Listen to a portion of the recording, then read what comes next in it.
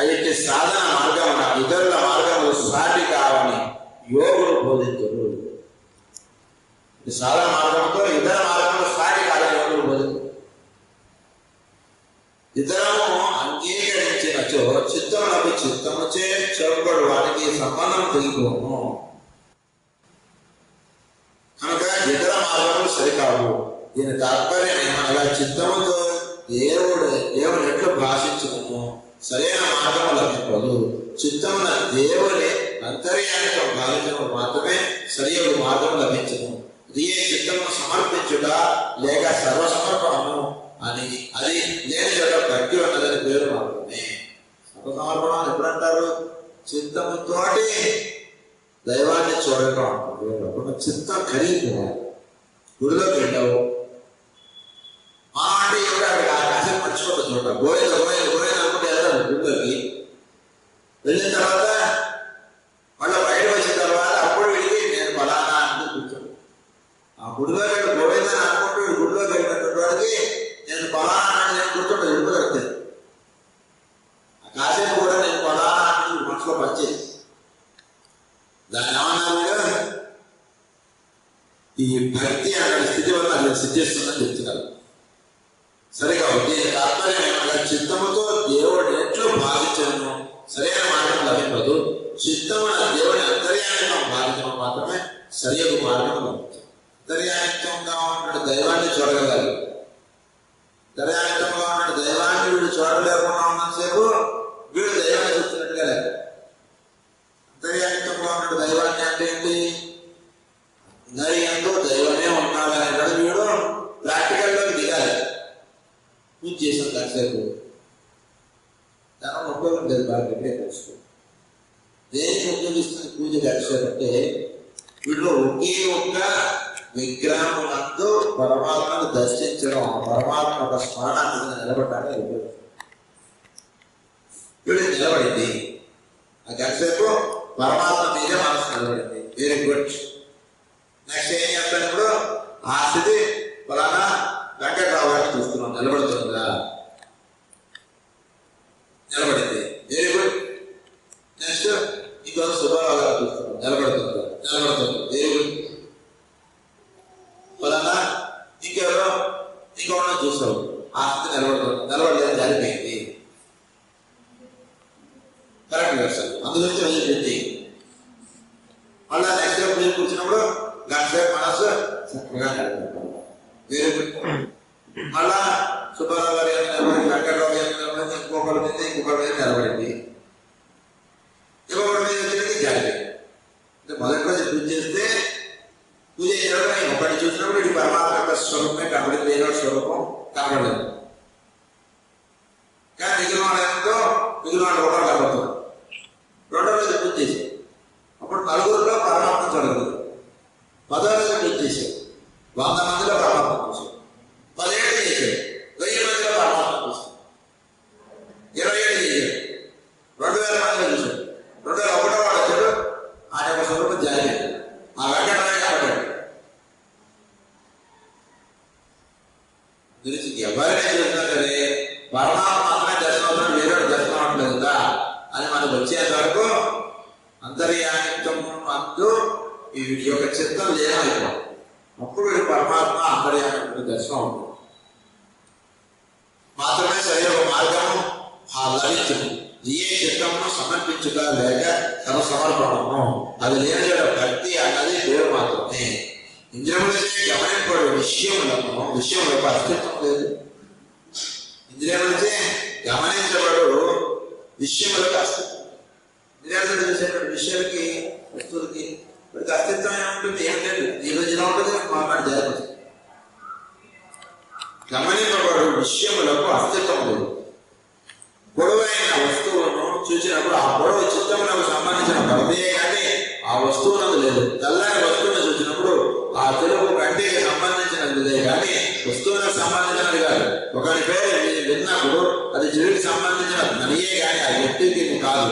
ఈమె నా భార్య అని తెలిసినప్పుడు అది మనస్సులకు సంబంధించినది కానీ ఆమెకు సంబంధించినది కాదు. ఈ విషయం తెలుసుకోండి. కనుక ఇదంతా కూడా అస్తిత్వమునకు సంబంధించినది కాదు. అస్తిత్వమును వీడికి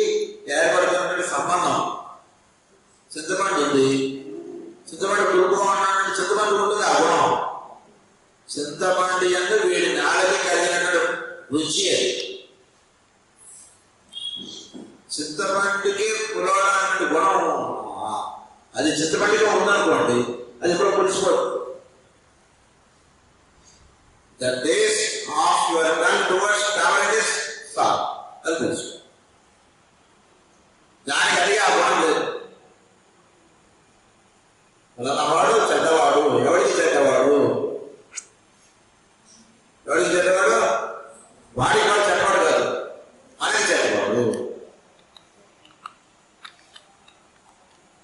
అంతే కదా. వాడికి వాడు చెడ్డవాడైతే ఏం చేస్తాడు? చేతి కొట్టుకోవడం, చేతి కొట్టుకుంటాడు. మన వాడు పోతాడు. కనుక వస్తువుకి లేదు, నీ యొక్క దృష్టిలో ఉంది అన్నది అలా సైంటిఫిక్ చక్కగా ఎక్స్ప్లెయిన్ చేస్తున్నాం. సైంటిఫిక్ ఎక్స్ప్లెనేషన్ ఉందనుకోండి, పరమాత్మ యొక్క భావన చక్కగా నిలబడుతుంది. సైంటిఫిక్ ఎక్స్ప్లెనేషన్ లేదనుకోండి, మన పరమాత్మ యొక్క భావన నిలబడటం కనిపిస్తుంది. అందుగురించి ఇద్దరుని చూసినప్పుడు వాళ్ళ గుణములు మనకి కనపడుతున్నాయి, కానీ వాడికి ఆ గుణం లేదు. ఆ గుణం వాడికి రాలేదు. ఆ పొడవు చిత్తములకు సంబంధించినది బలమే, కానీ ఆ వస్తువుకు సంబంధించినది కాదట. ఒక మనిషి పొడవుగా ఉన్నాడు, ఒక మనిషి నల్లగా ఉన్నాడు, ఒక మనిషి నల్లగా ఉన్నాడు, ఇంత నీకంటే సంబంధించినది, కానీ ఆ వస్తువుకు సంబంధించిన లక్షణం కాదది. అది మనస్సుకు సంబంధించినదే కానీ ఆత్మకు సంబంధించినది కాదు. ఆ విషయంలో సంబంధము కలుగుడ జీవులకు బంధనవడను. ఈ బంధము గల జీవులకు అది విడిచిపోకుండా యుండను కానీ వదులుట ఉండదు. ఆ వస్తువుకి వీటికి బంధం ఏర్పడదు. ఆ వస్తువుని చూసినప్పుడు ఆ వస్తువు ఎందుకు వీటికి ఏర్పడినటువంటి భావం, దానికి కుర్చీ ఉంది, కుర్చీ నానే అన్నట్టు భావం, భావం ఎక్కడ కుర్చీకి లేదు. కుర్చీని ఎవరు కూర్చున్నా ఒక కుర్చీకి ఇబ్బంది లేదు. కుర్చీ నాది, నువ్వు కూర్చుంటావా అంటాడు. కుర్చీకి సహజంగా ఎవరు కూర్చున్నా కుర్చీకి ఓకే, నువ్వే కూర్చోవాలి, నేను లేదు కుర్చీ. కానీ మనకేమనిపిస్తుంది, ఈ కుర్చీ నాది కాబట్టి నేనే కూర్చోవాలి, నువ్వు ఎందుకు కూర్చుంటున్నావు నా కుర్చీలో అని అడుగు. దానికి ఆ భావం ఎక్కడంటే మనసులో కుర్చీలో లేదు.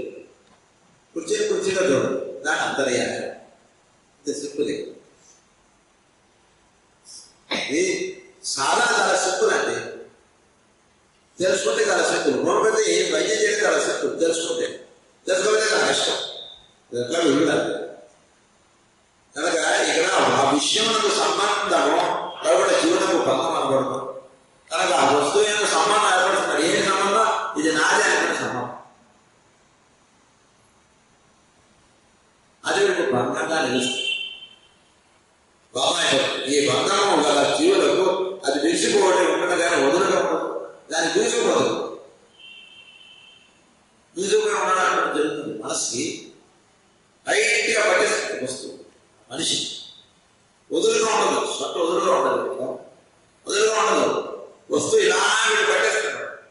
ఆ కుర్చీ ఎవరైనా సరే నేను కుర్చీ లేదా వంగుతుంది ఏదైనా చేస్తుంటే ఆ కుర్చీ అక్కడ ఎగిరిపోతుందో, ఎంతో కష్టపడి కొనుక్కున్నాను, ఏంటో ఈరోజు గురుపూజ కుర్చీ చేశాను, వీళ్ళ సరిగ్గా కూర్చోడు కదా కుర్చీలో, అసలు ఈ కూడా ఇంకోసారి నెక్స్ట్ టైం గురుపూజ మన కుర్చీలు ఇవ్వకుండా ఉండడం బెటర్, అందరం ఇలాంటి కావాలి. ఈ భావాలను అడుగుతున్నాయి వీడు కుర్చీకి లేదు భావం. అది తెలుసుకో, దాని ఆధార బంధం. ఈ సంబంధమే చిత్తం అందరి అంతర్యామైన నారాయణతో పెట్టుకోవచ్చు. మనస్సులో కొద్ది చిత్తం అహంకారం చక్కగా సంయమం చెందుతున్నాం. ఈ బంధం కుర్చీకి వీటికి పెట్టుకున్నావు కదా, అది వదలట్లేదు. నేను ఆ బంధం ఎక్కడ ఉన్నా సరే ఉదాహరణ గురుపూజలు ఇంటికి పడుకోండి, ఈ కుర్చీ సరిగ్గా వంశతావంతులో ఇదే బాగుంటుంది కదా. నేను ఒక ఈ ట్రిక్ మనసుకు తెలియ కొట్టుకు చెప్తా. ఇదే బంధం నారాయణతో పెట్టుకోము అంతే. అప్పుడు ఏ పని చేస్తున్నా, ఎక్కడ ఉన్నా, ఎట్లా ఉన్నా సరే నీకు నారాయణ అనేదే నీ మనసు, వేరే దాన్ని చిత్తం మనస్సు బుద్ధి చిత్తం అహంకారం నాలుగు కూడా నారాయణ లేదు.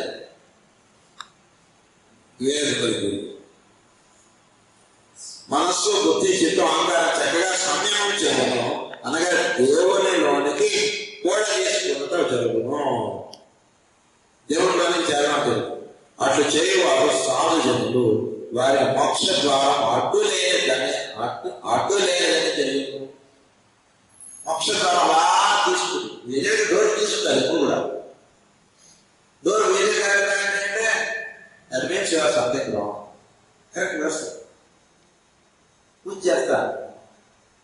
వచ్చారని మీరు వచ్చారు అని చెప్పి ఆపేశారు అంటే ఏంటి అని మనం కరెక్ట్ చేసుకోవాలి.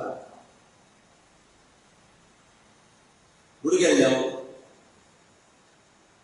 గుడికి వెళ్ళినప్పుడు తలుపులు వేస్తారు అంటే ఏంటి ఇలా తెలియని ఒక అహంభావం ఉంది. అందుగురించి దేవుడికి అదే ఒక కూర్చుంది. ఫస్ట్ నేను సెట్ చేసుకుంటే సరిగ్గా ద్వారా చేశాను అంటే తెలుసుకోవాలి. నేను ఒక పని చేస్తున్నాను, పని చేస్తుంటే అందులో దైవంలో స్మరించుకుని దైవాన్ని దర్శించుకుని పని చేస్తుంటే దైవ దర్శనం. అది కాబట్టి ఒక అహంభావంలో నువ్వు పనులు చేస్తున్నాడు అనుకోండి, పనులు జరుగు అక్కడ ఆగిపో వెంటనే ఏంటి పని ఆగిపోయిందండి. కానీ ఆగిపోకుండా జరుగుతున్నంత సేపు నా గొప్ప జరుగుతుంది అనుకోండి. ఎప్పుడైనా ఇక్కడ డోర్ షట్ అయ్యాయో ఒకసారి వీడు తలైతే గోడ కొడుతున్నాడు వీడు తెలుస్తుంది. మీకు గోడ అహంభావం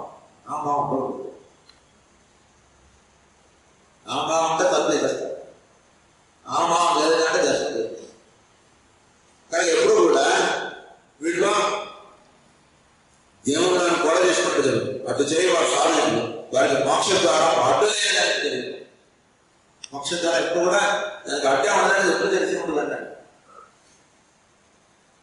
ఈ స్థితిని పొందేటకు అభ్యసించవలసిన అంశాలను చెప్పుచున్నాను.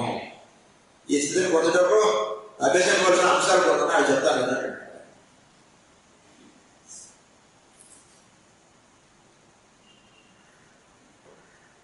పరిస్థితులు ఎట్లున్నానో, పరిస్థితుల వ్యక్తుల స్వభావం ఎట్లున్నానో సంతోషంతో సహించుగా.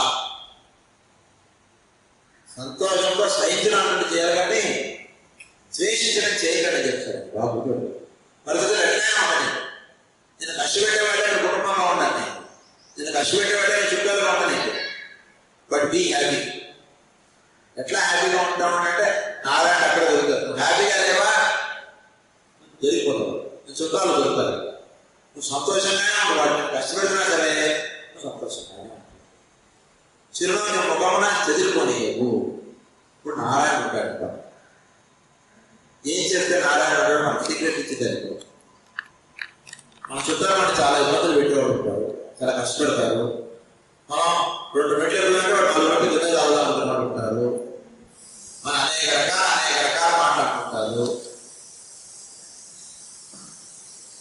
అయినా నీ ముఖంలో సంతోషం పోనీ. కామ క్రోధాలు అరిచే దొరకాలకి కావ్యం. ఇప్పుడు నీ పక్కన ఉంటే Narayana. This is the first point. Babu ఎవరు ఏం మాట్లాడాలంటే సంతోషంగానే మీరు ఆచరించాలి.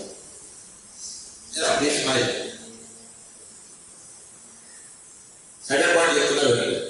శరీరం ధరించిన సమస్త జీవులకు హితం చేయడం, మిత్రులుగా ఉండటం యత్నించడం. భూమి మీద సమస్త జీవులకి బీ ఫ్రెండ్లీ విత్ ఎవ్రీవన్. వాడు కూడా ద్వేషించడం, వాడు కూడా మోసగించడం. Be friendly with everyone. ఎందుకు ఫ్రెండ్గా ఉంటావు? వాడికి ఏదో ఒకటి మంచి చేయడానికి ఫ్రెండ్గా ఉంటావు. వాడు మందిస్తే ఫ్రెండ్గా ఉంటావు. వాడి పార్లమెంట్ పని చేసి పెట్టడం వాడి ఫ్రెండ్. ఇతరుల హితం కోరి ఉంటాడు. వాడు ఎప్పుడు కూడా సుఖంగా సంతోషంగా ఉంటాడు. ఎప్పుడు ఆ పాటలో ఉంచుకో మనసు. ఇతరుల హితం కోరిన వాడిగా ఉంటాడు, మిత్రుడిగా ఉంటాడు. This is the second point where you can find Lord Narayana. Third point, శాంత స్వభావం.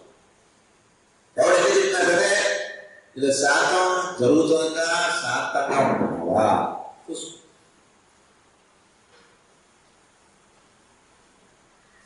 చాలా కష్టం నైకట్టు పెట్టడం.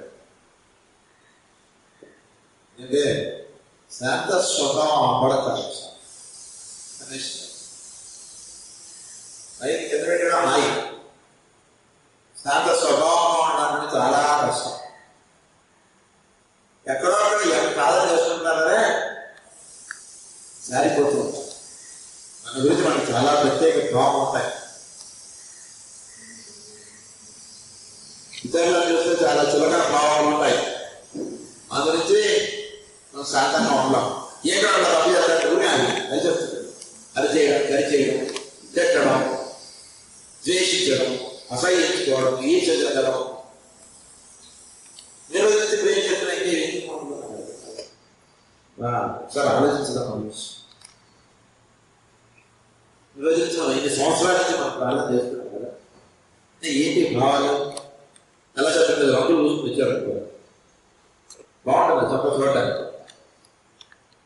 చొక్క లేకుండా బాగా పెరగాలి, చొక్క వేసుకుని కనబడాలి 7 రంగులు నేను కూర్చుని వచ్చారు వచ్చాడ తెల్లరం వచ్చాడు నల్లరం వచ్చాడ నీలం వచ్చాడ ఆకుపచ్చ అన్నీ కూర్చుని చేయలేదు. ఏం సరే వచ్చారని గురుపేరు వచ్చారంటే రెండు పొద్దు నుంచి స్నానం చేయలేదా ఏంటని అడుగుతాడు. మొహానికి ఒంటికి 5 రంగులు కూర్చుని వచ్చాడు. వచ్చి కూర్చుని వీడు ప్రోజనం చెప్తాను వాడేంటి చెంది అంత స్వభావం లేదు, వాడే మాట్లాడుతున్నాడు పోయి ప్రేర్ చేస్తాడు.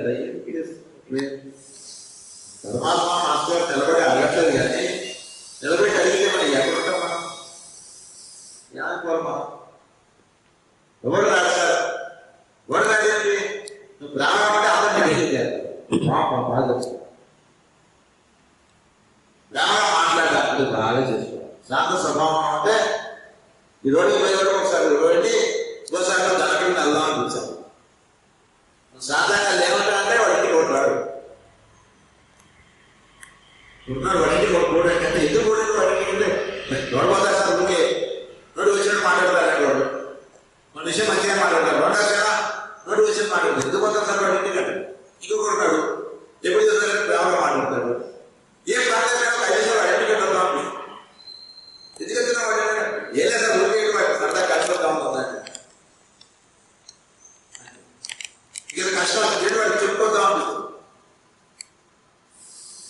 అయితే వీడు మాస్టర్ దగ్గరికి అర్థం ఏంటంటే ఆయన చూస్తే వీడు చాలా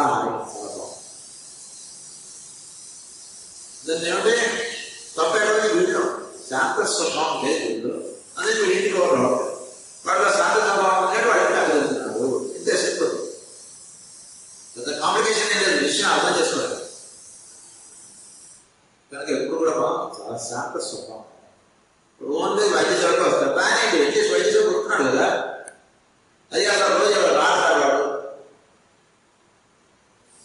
పర్వాలేదు ఆయన వైద్య సేవ వస్తున్నాడు కదా దానికి వైద్య సేవ వచ్చిన తిట్టి దాని రాత్రి వైద్య సేవ కూడా రావాలి. నెలకు ఒకసారి వస్తున్నాడు, నెలకు ఒకసారి వస్తున్నాడు అంటే చాలా ప్రేమగా చాలా చక్కగా మాట్లాడుతుంటే ఏమంటున్నాడికి శరీరం కూడా పోదాన్ని అనిపించాలి. కానీ నువ్వేం చేస్తున్నావు వైద్య సేవ వచ్చినట్టు వాడిని తీసేసావు శుభ్రంగా. నేను నెలకు ఒకసారి ఏమవుతుంది భావం చేస్తాను బాగా తెలియదా ఉచితంగా మందు తీసుకోవడం బయట చేసుకుని బయట మనం ఉంటాం తప్పేవాడు మనకు వచ్చిన పరిపూర్ణమైన ప్రేమగా మాట్లాడతాడు. ఒక పేషెంట్ వచ్చినది ప్రేమగా మాట్లాడితే మీరు దేని కాబట్టి దాని గురించి కూర్చోండి. మీరు కూర్చొని దాని గురించి నేను చెప్తాను పేషెంట్ ఎందుకంటే పేషెంట్ మాట్లాడి మందులు ఇస్తున్నాం కదా ఇప్పుడు ఎక్కడ తగినటువంటి రోగాలు మన దగ్గర తగ్గుతున్నాయి కదా. పేషెంట్ మనం కుర్చీలు మనమే చేస్తున్నాం, మనమే వడ్డిస్తున్నాం, మనమే చేస్తున్నాం. పేషెంట్ ఎక్కడెక్కడ మన దగ్గర మందులు వస్తుంది వాడికి వీళ్ళు సాయం చేస్తా అంటే వాడికి ఎందుకు పరిగెట్టలేదు ఇంత తప్పు వాళ్ళ ఉందంటారా మనలో ఉందంటారా తప్పు మనలోనే ఉంది.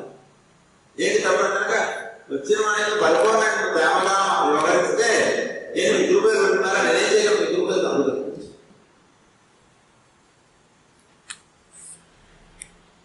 ఎవడు ఏం అడగట్లేదా ఏం చేయట్లేదా మనం గుర్తు చేసుకుంటున్నాడా మనం బలం పడుచుకుంటున్నాడా మనమే చేసుకుంటున్నామట మొదలు పెట్టేవాడు మానేశాడండి ఇక్కడ వైద్య సేవకి అంటున్నాడంటే బాగా ప్రేమగా మాట్లాడటం బాగా శాంత స్వభావంలో ఉండటానికి బాగా ఆలోచించాలి. బొమ్మ రావడం అందరికీ వచ్చేస్తుంది, నాకు కూడా వచ్చేస్తుంది. బొమ్మ రావడం పెద్ద గొప్పదనం శాంతంగా ఉంటాం కదా గొప్పదనం. ఎప్పుడు కూడా చాలా శాంతంగా ఉంటాం. ది హంబల్నెస్ బాగా ప్రాక్టీస్ చేయాలి. ఎవరో దగ్గర 10 మంది ఉంటారు, ఈ 10 మంది పరిపూర్ణ ప్రేమగా ఉంటాడు. నీ దగ్గర 10 మంది నిలిచారు వాళ్ళు ఏం చేసినా కూడా ఏం అవ్వదు, ఏం అవ్వదు. నో నెగిటివ్ కామెంట్ వల్ల ఎలా జరుగుతుందని శాంత